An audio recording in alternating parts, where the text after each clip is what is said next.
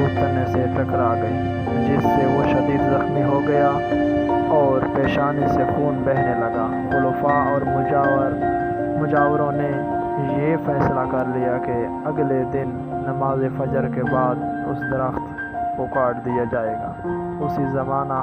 उसी ज़माना में एक फ़कीर हज़रत मोहम्मद